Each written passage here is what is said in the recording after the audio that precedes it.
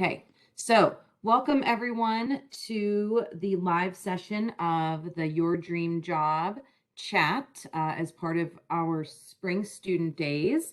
I'm Amanda Hildebrand, SAE's membership manager, and I'm really excited to have all of our experts with us here today. And what I will do is do a little round robin. And if you could just briefly introduce yourself, that would be fantastic. So Gina, why don't we start with you? You're the first person I see on my screen. Excellent. Thank you for having me here today, Amanda. Very much looking forward to the next hour. My name is Gina Covarrubias. I used to be an aerospace engineer. Most of my experience occurred in the corporate space. I've also worked in academia and I've also worked for the government. And I left my profession. It's been 4 years now, and I ventured out onto my own. And currently, I'm an engineering life coach. So I created a business specifically for engineers and other STEM professionals to help them defeat career obstacles. And that could mean anything from I don't really like where I am, but I don't know where else I want to go, to I don't know if I want to be an engineer at all, and everything in between. So I'm happy to participate in today's chat. I love it. I love it. And we're excited to have you here. So thank you so much for that intro. We can move on to Kimberly. Yeah, so my name is Kimberly. I am an aerospace engineer by degree, but I work in controls and automation for Caterpillar. So you can run my machines from anywhere in the world, and I do the validation and development side of things, helping to get ready for the next generation of products coming out the line. Wonderful. Thank you. Angelo, I see you joined us. Oh, yes. Yes. And can you hear me? Yes, everything. Okay. Just a quick intro. So my specialty is project management from a mobility standpoint, but I started off in defense and then went into General Motors. So it was nice to kind of see both how the government does projects and how the commercial sector does projects. Each one of them does something well, and each one of them does something poorly. And so that balance there, I think, is helpful. And then after that, started my own engineering company, similar to what I've heard here, and then just help assist not only companies with using the tools and the techniques that SAE and others have developed, but then also some engineering mentorship along the way, especially when engineers transition to a project management role that college necessarily hasn't prepared them for. Perfect. Thank you so much. And then last but not least, Michelle. Yeah, hi. I'm so glad to be here today. I've been involved with SAE for several years, and I'm currently on the SAE Commercial Vehicle Executive Council and also serve on the SAE Fellows Nominating Committee and also as an SAE mentor. So I'm happy to be here today. I'm looking forward to discussing Dream Job because I feel like I'm in mine, and that makes me so excited. So I'm glad to hear from others on this topic as well. I work for John Deere as a business development manager for our intelligence solutions group. So we handle the technology stack for the company, and specifically I scout for external talent and startup companies who can help us unlock value for our growers. So I'm really excited to be here and get to share this with all of you. Wonderful. Thank you. Thank you. Okay, so we can just jump right in. I don't know. So it looks like we only have one attendee on the phone or on the internet. I don't know. But I can throw out there, Aman, if you would like to ask any questions or throw something in the chat, not to pick on you right away.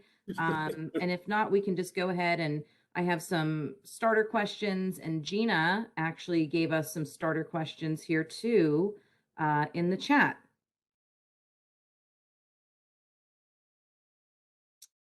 All right, well, I won't pick on you right away since you are the only attendee right now. So why don't we go ahead and Michelle, I really like that you already kicked us off and said that you are in your dream job. Why don't you tell us a little bit about what you are enjoying so much about your job, why it's your dream job, kind of just get us started in that direction. Yeah, absolutely. I think what I love about my job most is that it combines technology, which my background is mechanical engineering. I didn't say that earlier. So I grew up sort of in design engineering. So this job combines my love for technology with my passion for the business side of things too, and also with this higher purpose to know that we are helping to feed, clothe, and shelter the world. So I feel like every day that I go into work, along with my colleagues, we are helping put good into the world, and that honestly makes me feel so good and makes me continue to come through the turnstiles every single day. Um, Getting to work with technology startups is so much fun. They are very typically mission oriented and focused, and they so believe in their dream and what they're doing, and getting to work with them and sort of remind myself of why we're doing the awesome things we're doing every single day. I'm fulfilled, I'm excited, I feel like I'm living towards my purpose, and also sort of my company goals are aligned with my personal goals, or with my personal um, what am I trying to say? Sort of guiding principles, so everything we do is about innovation. Everything we do is about quality. Everything we do is about trying to help our customers unlock value. And that just feels really good. Fantastic. That's fantastic. I do have to ask though, and I think it's kind of similar to what Gina was asking, not everyone is in their dream job. Maybe some people are still looking for it, or maybe, it's okay to say maybe you'll never, maybe, I don't know, like you're always building towards your dream job, but, what do you guys think are some of the things that are helpful to do to get to your dream job? Is it a mindset? Gina's question specifically is, what will you do and how will you feel if you do not make it to your dream job? So just kind of throwing out some big picture, maybe philosophical questions early on in the hour, and not trying to trip you up on a Monday, but any thoughts around that? I had a few thoughts. So first of all, Michelle, I hope we can still be friends despite Caterpillar, John Deere. Hopefully we can still be friends. Absolutely. Fantastic. Competition is good. I love it. So I'm gonna start by saying that every job I've had, I've never thought I could get any better. And I've had multiple jobs here at Caterpillar now, and every one I'm surprised that it's a little better than the last one. And for your question about your dream job, I would say know yourself well enough to know where you can thrive and where you can survive. And that takes into account, the size of the company, the culture of the team, the type of work. There's so many factors, even geographical location, that play a part in that. And don't back down from the challenges. Some people want to live in their hometown and they never want to stray away from that, but yet you're going to be limiting yourself.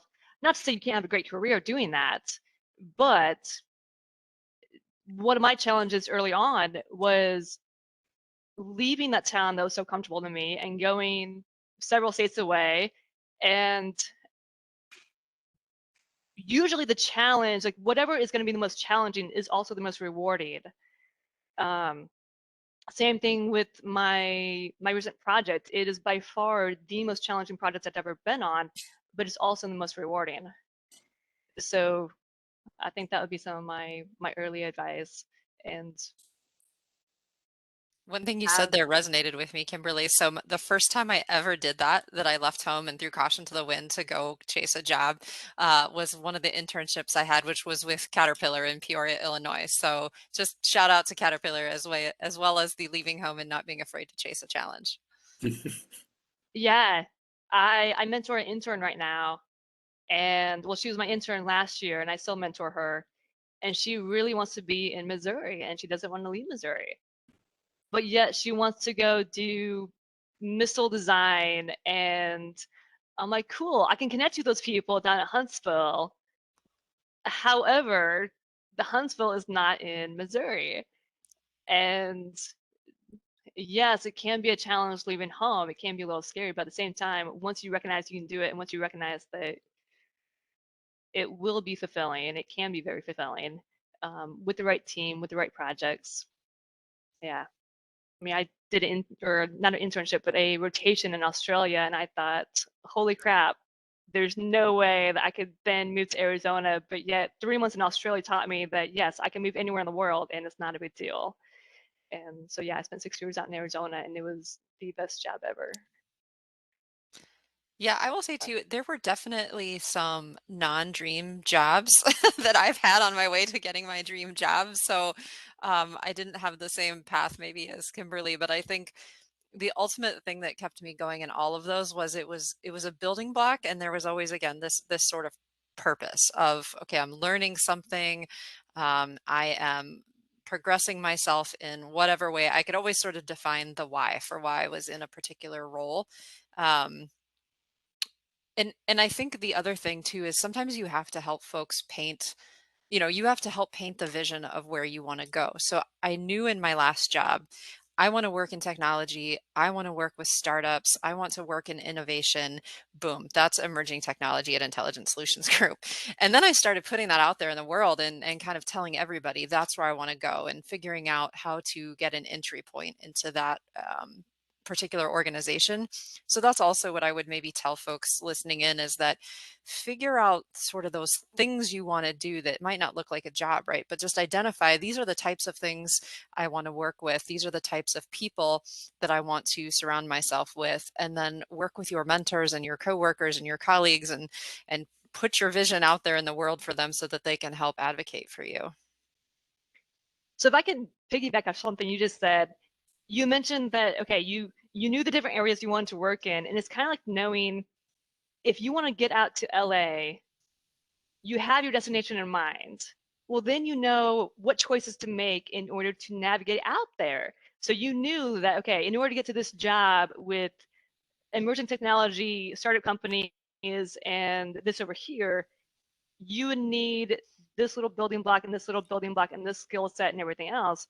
And so you were able to get that. You're able to make those right turns where you needed to in order to get to that destination. Yeah. So then did you take on a job? So a few of my coworkers have done this where they've taken on a job for a year or 2 years as a stepping stone to the job they really want. And in that 1 or 2 years, not their best job ever, but they gained the skill set that they needed in order to then get to this spot over here. Did you ever make that move? Or did you I kind of did jump into actually. enjoy it? Okay.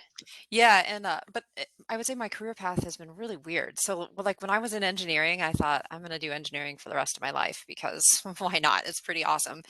And then I took a role in a business type job, and then I thought, oh, I want to go into operations, and so I did. And it was while I was in operations that this one thing that kept holding me back was that I had never been a production supervisor within my company. I had done it externally, but never within my company. And so that was a big development move that was a few steps back, but helped me to achieve the leadership role that I wanted in operations. And so that's what I was kind of doing when I said, oh, I think emerging technology is kind of a cool path. And so twice I've been wrong. I thought I was going to stay in engineering forever, and then thought I was going to stay in operations forever. But those things were incredible building blocks to where I am now, which is this emerging technology business development space. So I definitely don't regret any of it. I wish I could say that I was smart enough to have known 10 years ago this is where I wanted to go, and boom, here I am. But I definitely don't give myself that much credit. But I always was like, hey, let's just stay curious and do something I really love, because if I'm doing something I really love, then the rest of it sort of falls into place. Yeah, and I guess I just wanted to comment on that because the role that mentors played for me that was really important is that I'm not as smart as I think I am. So every job that I thought that I wanted was not really what the job was right for me. So it was my mentor in both the military, because I was in the military industrial complex working for the M1 and the Bradley office, and I thought that I had wanted to be an engineer. And I had a really great mentor who said, I got to be honest, you're a pretty crappy engineer, but you're a great systems guy, and, okay, your feelings get hurt, but he knows what he's talking about because he's been in the field and he could watch what I did. So all that's, so again, kind of, to the point of Michelle there, sometimes, you got to be, not only curious, but you got to let yourself listen to your mentor, and that may pull you in a different direction. And then when I went to General Motors, I said my degree is in mechanical engineering, and so I want to do something mechanical. And they said, nope, we're going to put you in electrical. And I said, I don't like electrical. And they said, we don't care. So it doesn't matter what you like. But when I did it, I was like, oh, the possibilities that opened up, were incredible. And so and because of that, then I got to travel and found out that, I do like Asian operations and seeing how people do differently versus how they do it in South America. And if I would have stuck in, my thought of what I wanted to do, I think I would have been very unhappy. So sometimes you just have to listen to the mentor, and they're going to say, yeah, okay, your skill set's really not here, but you seem to excel in this, and this is what I think you should end up doing. So the mentor can play that role too. Not only can they encourage what you're already doing, but sometimes they can say, well, maybe you should move along in a different area. And it was a mentor too that convinced me to go off on my own, because I came from a family that, the working for a company and being and getting a pension was the only thing in the world. I mean, I grew up, my parents were of that generation. So once they found out that I was working for General Motors, their dream came true. And now my son is the greatest person ever because he's working for a big company. And when I said I was going to go off on my own because a mentor said, I think that this is the right thing, that the next step, my father said, that's the stupidest thing that I've ever heard, and just stay. And I said, but I don't know if I like that. And he says, it doesn't matter whether you like a job or not. So you stay with it so you can get a pension. And we're in a totally different environment today. And it turned out that was the right decision, and it opened up a whole nother field of opportunity. But again, as Kimberly said, you got to have a little bit of courage there. You got to be courageous and believe in your mentor, that they know assuming you chose the right mentor, that they know what's right for you, and that's been beneficial. I am 100% on board with the mentor program. I mean, it's very, very important that young people coming out need to find a good mentor who's got at least a little bit of experience. Not that they got to listen to everything that they say, but at least use that as a data point, as an additional data point. So. Okay, so on the subject of mentors, because Angela, I love that you dove down that one. For the new engineers, something that I did, so I didn't know Caterpillar had a mentor program when I first started, and I knew that I wanted people who had been there and done that, who could then guide me along, because I don't want to make the same mistakes. So I found 10 people at Caterpillar. They just happened to all be women from different groups. So engineers within the first 5 years of their career, engineers within the first 15, engineers within the first 25 years. And then I found a few folks who are completely outside the engineering role. And I talked to a vice president, which is a pretty, I would say, audacious, and I would not necessarily recommend it if you don't have a previously established relationship. And I talked to the executive assistant to the VP. Also fairly audacious, but I figured the worst that they could do is say no. And the reason I found these different people is because I want to ask them, kind of like what we're doing here, of, okay, what's some advice you'd want to know when you're first starting out in your career? What's a mistake that you made? What did you learn from your biggest mistakes? So on and so forth. And the reason for talking to an admin assistant as well as a few other managers, they've got people skills. They've got skills outside the engineering role that I wouldn't necessarily have or wouldn't necessarily know about from talking to strictly engineering people. So I talked to all of them one-on-one, got some advice from them, and then I started building what I called my advisory cabinet, which is kind of my version of a mentorship program where I have people who mentor me on personal, faith, and work. And no one person mentors me in all three areas. They kind of have their own little focal areas. And to anyone, I would recommend that you find these people. And they can be in your community, they can be in your workplace, your church, your family, wherever. But look at one, where they're at in their life.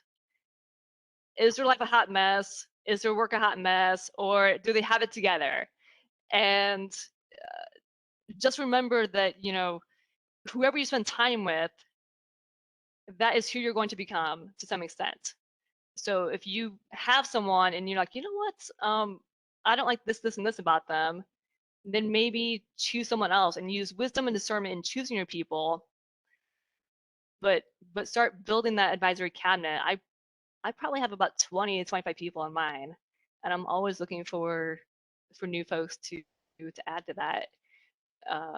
So if you have an official mentor program at your company, fantastic. But even outside of that, start building that advisory cabinet, because like Angela said, they're going to find areas of, oh, you might want to go try this over here because I see this skill set that you have, or you might want to gain this skill set by going and do this over here. And especially if they've been there and done that, they know how it's going to work out. Oh, I love that. That is something I did not have in my career, was a support system where people from different areas of my life could mentor me. I never thought to put together my own support system. That was one of the mistakes that I made in my career as an engineer. But I'll share the biggest mistake that I made that I hope others can learn from. When I graduated, I had a mentality of, you know what? I worked so hard to get my degrees. I have so many student loans. Now I want the world to pay me back. And I'm not going to lie, I felt a little bit entitled. And I thought, very incorrectly, I thought I was going to go out there and find a pot of gold at the end of the rainbow. Because darn it, I worked so hard to get there. And I start my career and I do my job and I go about my day to day and I realize, where's my pot of gold? Like, why am I not happy? Maybe I'm in the wrong place. Maybe I need to switch jobs. So I switched jobs, get more experience. Still didn't find happiness. I was still craving fulfillment. Then I switch employers and I move and I try something different. And again, I find myself thinking, there's got to be more to life than this. Like, this can't be it. Like, where did I go wrong? There was a lot of self-doubt that crept in. There was a lot of blame that crept in. I suffered through a couple of depressions during my profession because the mistake that I made is that I anchored my self-identity to my job. And I thought my job was supposed to bring me happiness and fulfillment. And I didn't realize that I was supposed to be happy and fulfilled first. And then I take that to the job. So this is a very big takeaway for young professionals. It is not your job's job to make you happy. Boom. That's your job, actually.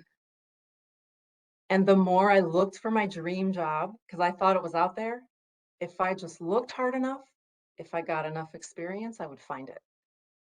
And I never did. And it brought me even more misery because I couldn't find it. And I was doing it wrong. I didn't know. I was naive. I was ignorant. So I would say that's my biggest mistake that I made when it came to a dream job.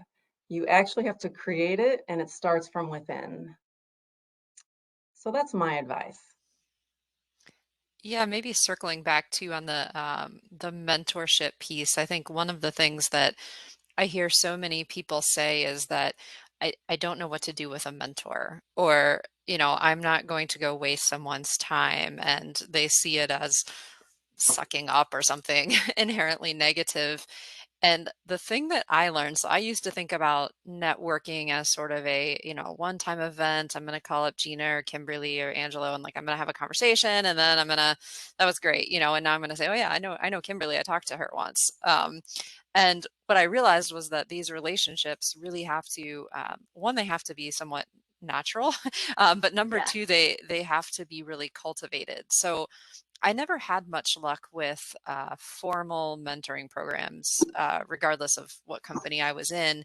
But where the magic started to happen is when I started to ask people, hey, Gina, I'm trying to work on X and Y. Can you connect me with somebody that's really good at X and Y? And I Yeah. kept doing that. And I finally found just a couple of amazing mentors.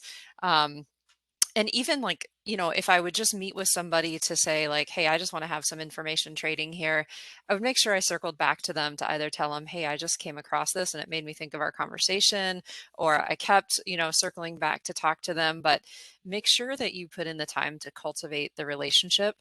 And this is where, again, I'm such a big fan of stay curious, because I find that if you just want to download someone's brain, like that's not only probably pretty fun for the person, but you're going to learn something really interesting too.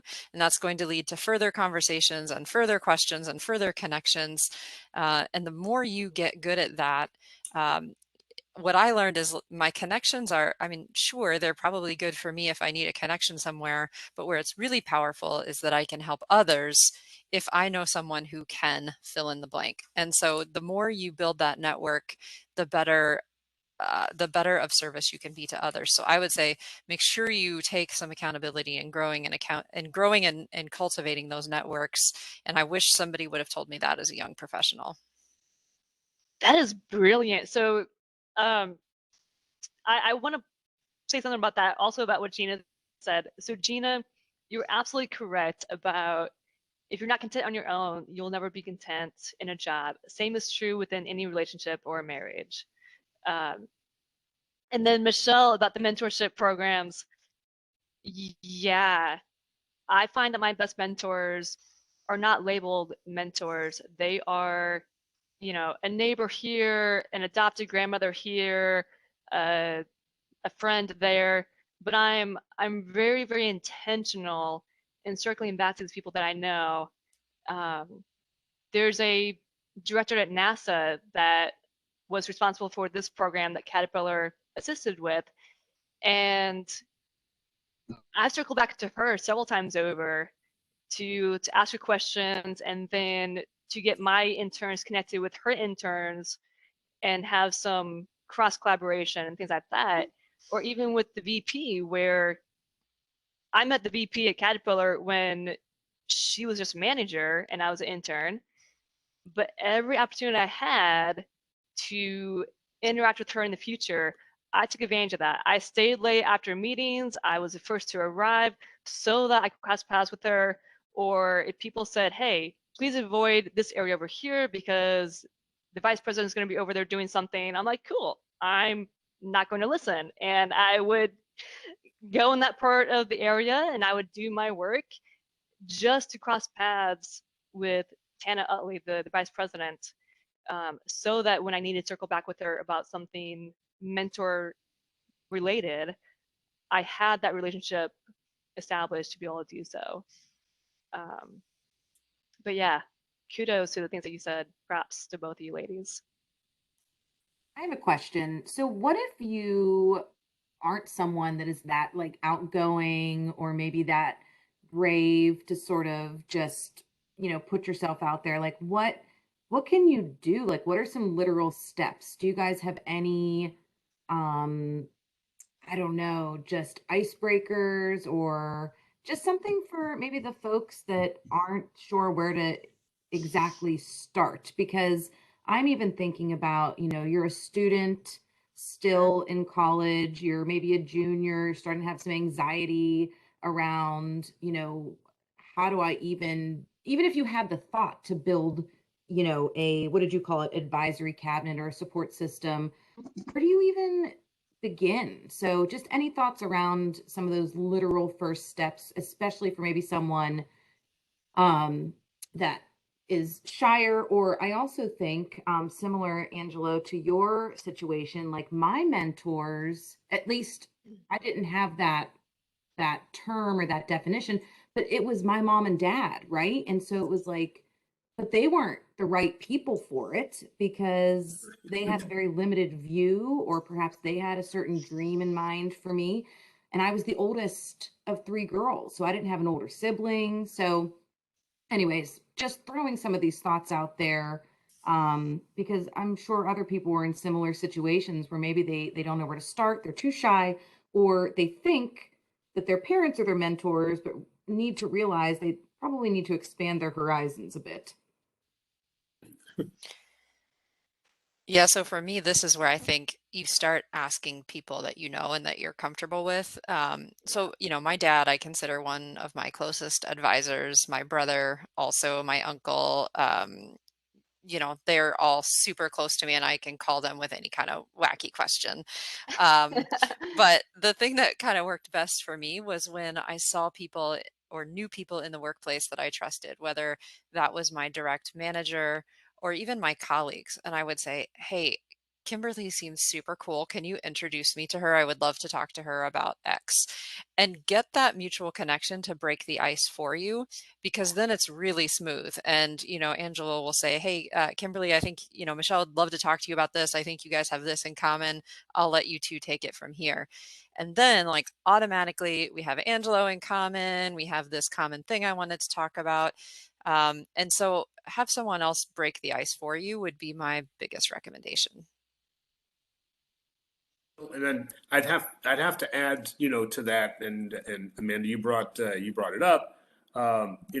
Just because of their background, my parents were not the right mentors. I mean, so and you got to overcome. I had to overcome that. So not everybody is gonna be the right mentor. Not that they're not good, they're just not right for you.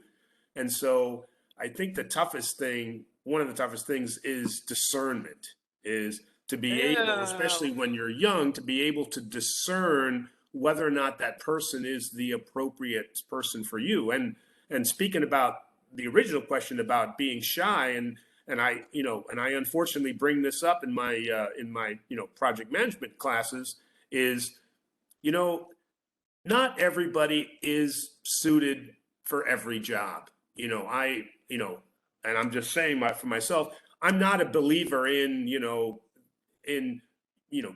you're perfect for everything. All right. You're not. I mean, sometimes being shy, putting you in sales is not the right answer. All right. But so do I change my personality, and so if my mentor says you got to come out of your shell, you've got to be this person, you've got to do it this way because then you're going to excel in sales. Well, that's not really who I am. So now I've got a personality conflict because now I'm back and I'm in this job I don't like. So that mentor has to be somebody who's going to be truthful with you. And sometimes a friend is not that person. That's got to be somebody that says, as people have said to me, I'm sorry, but you're not a very good engineer. I know you have a degree in mechanical engineering. That's wonderful, but you got to give up that dream, buddy. And here's what I think is going to be good. And it turned out right. All right. So you got to have the ability to make sure that mentor is steering you in the right direction and says, I'm sorry, but unless your personality is going to change, I don't think that this is going to be a good fit for you. So there's a, there's a, Yeah. there's a difficult conversation that that mentor has to have with you too. So if having a mentor who says everything that you're doing is great is pretty useless. And that goes back to knowing where you will thrive and where you can't survive. And Yeah, yeah. personality plays a part in that. Um, so coming from someone who was incredibly shy, like all the way through high school, college, starting out my career at Caterpillar, horribly shy. Like, give me a machine and all day out there doing testing by myself, fantastic. I can then come back and report to my team. But otherwise, it's just me and the machine, and that was just suiting me just fine. Um, so I would follow Michelle's suit of just through those meetings, making little connections like, oh, hey, Michelle and Gina are pretty cool. And Gina's really good at this skill. I want to learn that skill. Ooh, they could just pick her brain a little bit about that. And the networking events, like Caterpillar had a program for new engineers, and I thought those networking events were the stupidest thing ever because I'm just gonna meet these people once and then go about my life and never see them again. Well, it ended up not being true whatsoever. I come across those people all the time, and every time I do, I build that connection a little bit stronger, and I've had to go back to those people and be like, oh, hey, you used to work in this area. Do you still work in that area now? Or do you know someone who does? Because I have a question on that subject. And they either work in that area and can point me to the right answer, or they know the people that point me to. Same is true with the connections I've made outside of Caterpillar. A few engineers at Raytheon, when my intern tells me that she wants to be off doing aerospace things and designing missiles and satellites, cool. I've got connections at Raytheon. I can put you in touch with them, and they can tell you directly what that job's going to be like, or you can job shadow them if you want to. Same thing with folks at NASA. And like Michelle said, it's about having that commonality, having that connection. Oh, and so here's something else. Like anytime I do an introduction, I always do an introduction that includes a commonality between those two people. So it might be something as simple as, oh, you've got this degree, you've got this degree. Here's something the two you have in common. You both enjoy fishing, or you both went to this place, or something, so that they have a common foot to stand on. And it just makes it a little bit more comfortable for the both of them. And this might sound a little cheesy, but Caterpillar used to do an etiquette class for interns. And so we would spend, yeah. That So sounds super cool. I want to hear more about this. it was so cool. So we had like the world expert coming in, and it would be a full 8 hours with a 5-course meal, and you would learn how to do handshakes, you would learn how to do introductions, how to enter a group, how to come into a party and know who to go approach and who to leave alone based on body language and posture and everything. And I did this as an intern, and I went back every single year, and I did this, and yes, it was the same material, but at the same time, you just get that much more practice.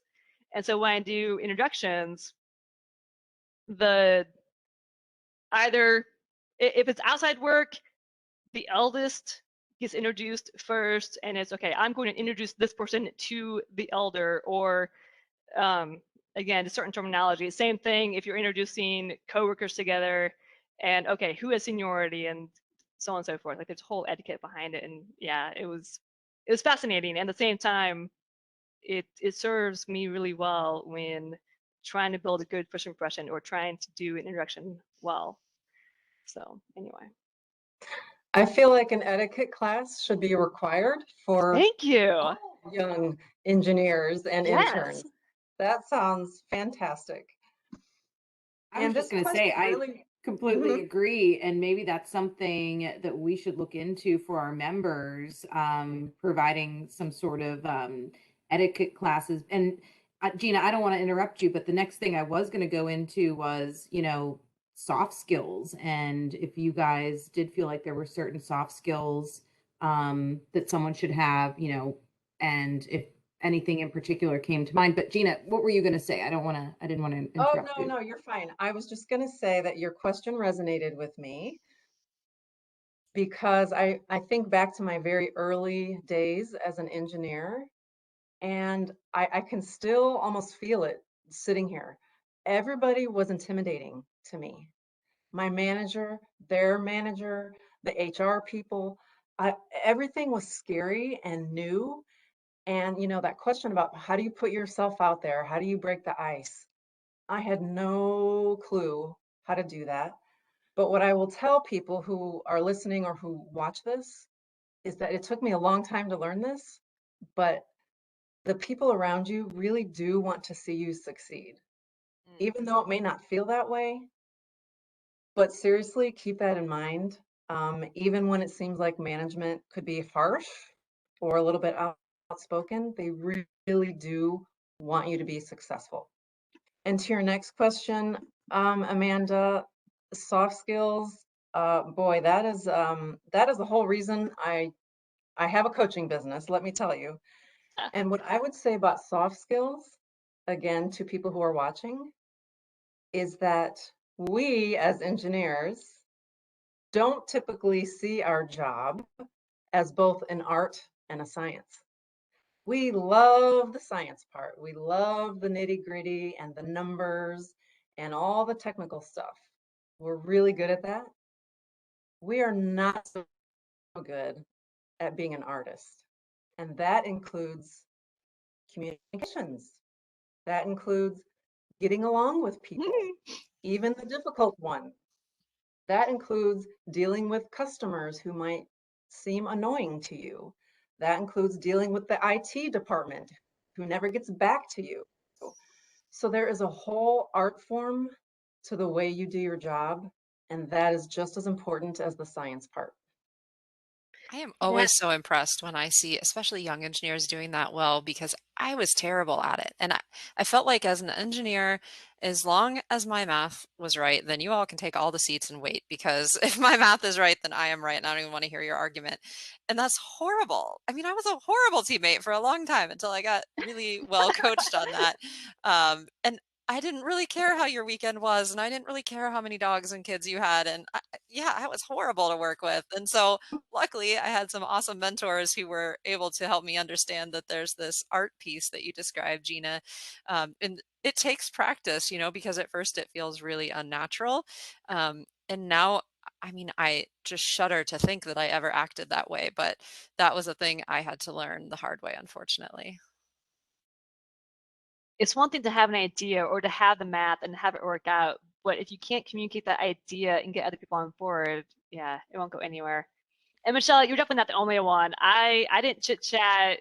I was focused, and thankfully a teammate said, "Hey Kim, so you might want to just kind of tone it down a notch and ask them about their weekend and ask them about their day." And I'm like, "What?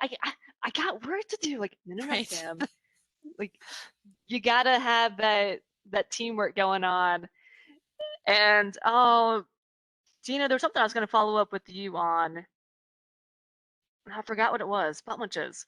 Oh, I, I I think I remember part of it.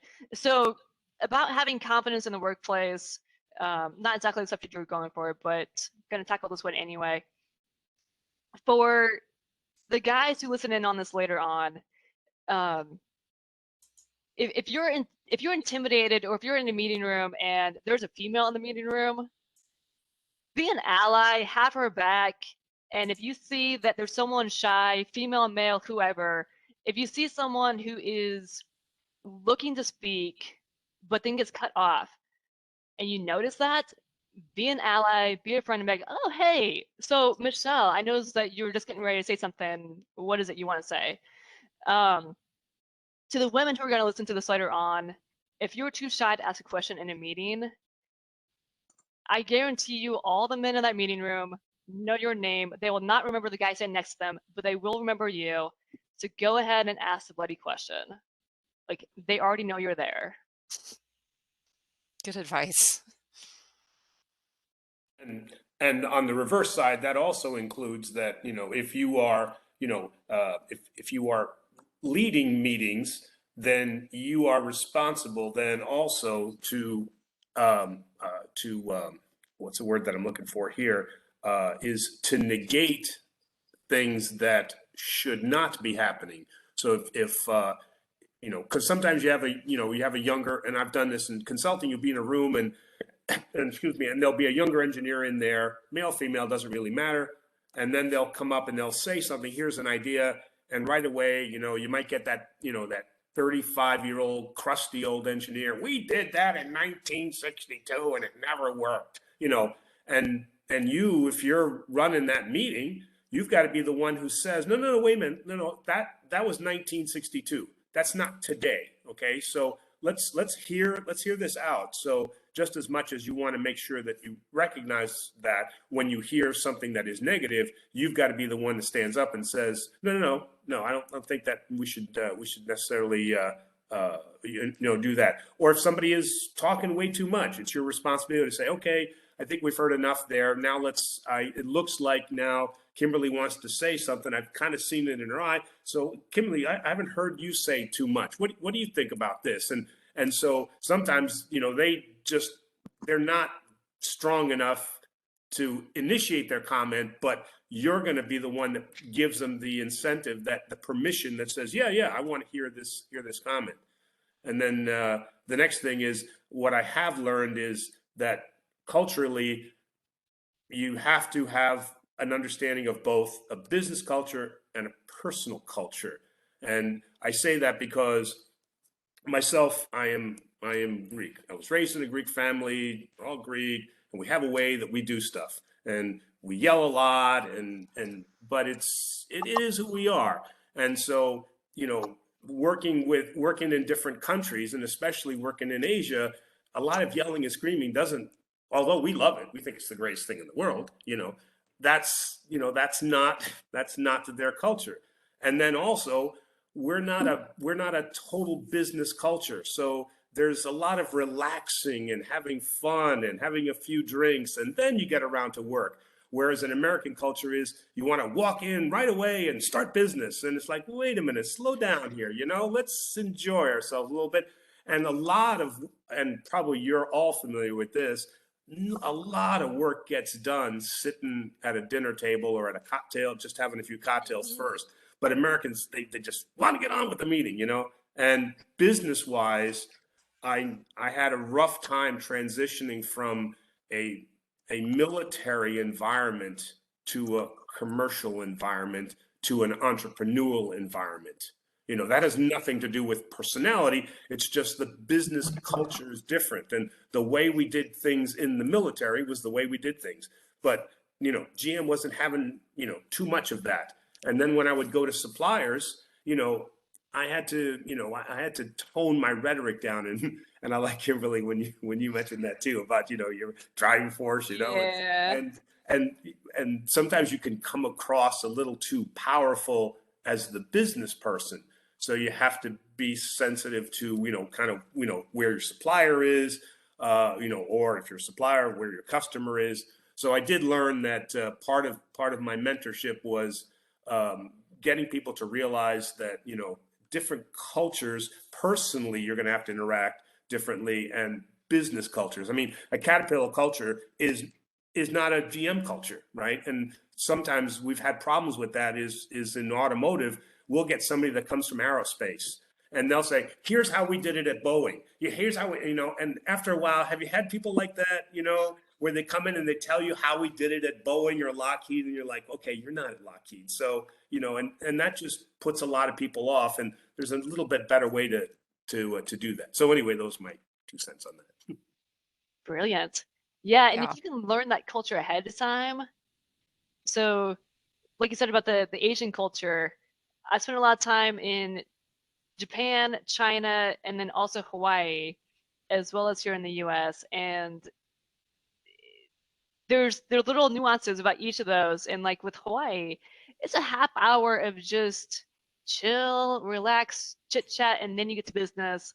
And Japan and China and how you do business over there and how you interact with the team, understanding how you address someone, understanding those cultural things are imperative to making sure that you don't do something inadvertently that's going to disrespect them or dishonor them. But yeah, and recognizing that GM is not Boeing, is not this other company. Like the same thing with the town, same thing with the company. Even within the same company, Caterpillar in Arizona is not the same as Caterpillar in Peoria. And recognize that you might have had a great experience at one location or at one company, but don't think that just because a different way of doing something is different, you can't assume it's better. So if John Deere has an amazing way of doing something, and if I come work for John Deere, I'm like, oh, well, Caterpillar does it this way. I'm not at Caterpillar. And you know what? They might have a completely better way of doing something. Just because it's different, it doesn't mean it's bad. It's just different. I think too, something that one of my managers told me that I try to remind myself is, just because someone might do something differently than you doesn't mean that it's being done wrong. So Yes.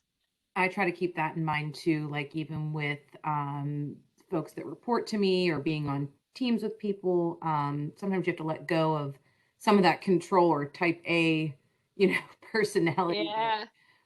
I know that I struggle with. So, well, we're coming up on time, guys. So I didn't know if anyone had any final thoughts. One of the questions that came in was, what do you find has been more valuable in your career, your education, or your experience? So maybe that could just be kind of a final thought starter as we have just a few more minutes left.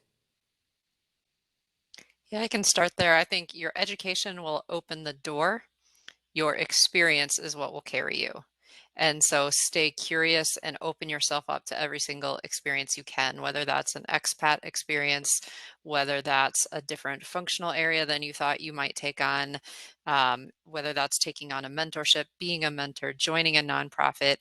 Open yourself up to as many experiences as you possibly can, because that's what will enrich and carry you. But I do think your education can get you, that will open the door for you. So both are important. Absolutely. And Oh, sorry. Go no, ahead. no, go for it. I was I'll just finish up in a moment. Yeah, mine's pretty simple because I got to agree with Michelle. The ticket to play is the degree, but the experience. I mean, after your first job, all they want to know is your experience. Show me, yeah, HR wants a copy of your degree, but what they really want to know is what do you know? And so I got 100% agree. I would also say don't turn down an opportunity. If you think that, oh, I don't have the skill set for this. So most women, to apply for a job, they think they have to have 100% of the requirements met. Men, on the other hand, if they meet 60% of the requirements, they're applying for that job anyway, thinking that they're going to learn the rest on the job. So women, take that away, apply for the job anyway. And also, even if you don't necessarily think you have the skill set to do something, take it on anyway, because you will either notice that you had the skill set and you just didn't believe in yourself, or you'll figure out how to do it. And you'll find the people to help you out, and they want, like Michelle said, they want to help you succeed, or I think Gina actually said that, that they want you to succeed. So take it on and you'll knock it out of the park. But yeah, I definitely agree with what Angelo and Michelle just said about that.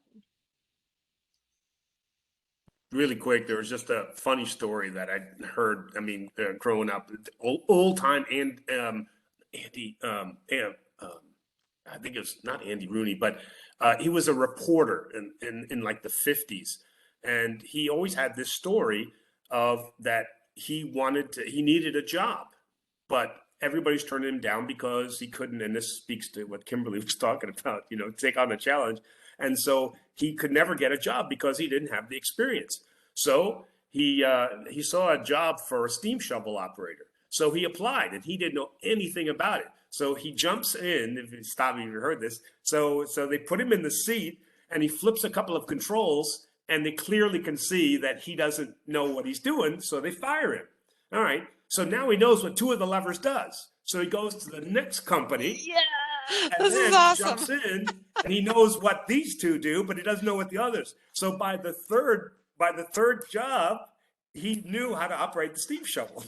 So Love don't that. be afraid to fail. And I always remember that story because I have done that. I've taken on challenges that I'm like, I don't know if I can do this. But you know what? I know what the first two handles do, and then you just learn what the next one is. And sometimes you'll overreach and you'll go a little too far, but other times, you'll learn from that. So That yeah. is absolutely amazing. Yeah. I Yeah. really love that too. And I think that's a perfect way to just sort of conclude today. And, you know, your dream job. This is exactly what I was hoping to get out of this conversation is it's a series of steps and missteps and, you know, challenges and incorporating the right people into your life. And also, you know, you're in charge and it's up to you to make these things happen. And I think it's great too that you guys talked about the mistakes you made, because I think sometimes it's easy to put, especially when you're, you know, a young professional, to look at people and just think they somehow they got to where they are just by, I don't know, luck, or, you know, you never know exactly what trials and tribulations people go through to get to where they are. So I appreciate you guys being vulnerable about that and sharing some mistakes too. So what I'm going to do is post this recording in the online chat thread. And like I said, hopefully that'll garner some more questions and responses. And then you guys can just get in there and continue with the online chat for the next 3 days. So I thank you so much. And I know this is really going to be helpful and valuable to our young professionals and our students. Amanda, thanks for the opportunity, and also Kimberly and Yeah. Michelle, and also to Gina. Thanks a lot. This was a great conversation. Yeah, Agree. absolutely. Thank you. Thanks, It was guys. a Have a great rest pleasure. of your day. Awesome. Bye. Thank you. Bye-bye.